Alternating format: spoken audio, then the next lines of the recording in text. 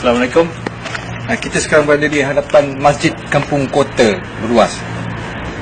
Tadi kita telah pergi ke Muzium Beruas, kemudian ke makam Raja Beruas. Sekarang boleh kita baca sedikit tentang sejarah Beruas. Disebut dalam kitab hikayat atau sejarah Melayu, ya, Sulalatus Salatin karangan Tun Sri Lanang, bahawa pada zaman Sultan Mahmud Shah memerintah Melaka, iaitu di penghujung abad ke-15, Kerajaan Manjung dengan Beruas telah bergaduh. Lalu Kerajaan Melaka menghantar pertolongan kepada Kerajaan Beruas untuk mengalahkan Manjung. Kemudian Raja Beruas telah datang menghadap Raja Melaka, iaitu Sultan Mahmud. Lalu diberi gelaran Tun Arya Wijaya. Jadi saya fikir macam, kalau dia raja dengan raja, kenapa dia beri taraf Tun?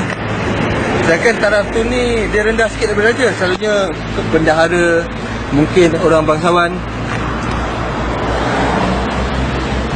Ada disebut juga bahawa Kerajaan Beruas ni didirikan oleh seorang anak Raja Aceh bernama Malikul Mansur.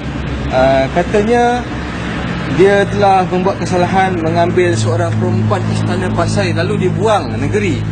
Dan semasa dibuang negeri itu, dia telah berlayar sampai ke satu kawasan.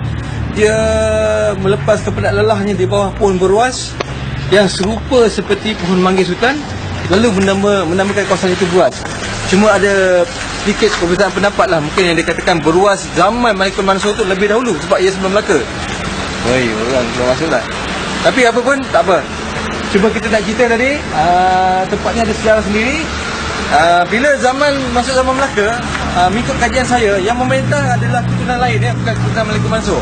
Kerana Malikul Mansur kemudian balik ke negerinya di Aceh, lalu berangkat seorang sahabatnya bernama Syamsul Bahrain sebagai raja.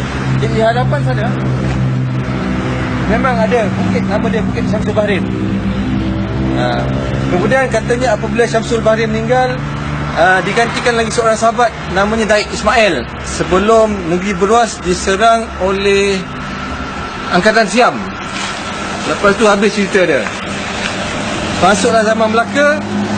Lepas tu bila Melaka jatuh ke tangan Portugis, seorang anak Raja Sultan Mahmud naik menjadi Sultan Perak. Lalu Beruas berada di bawah pemerintahan Perak. Begitulah ceritanya.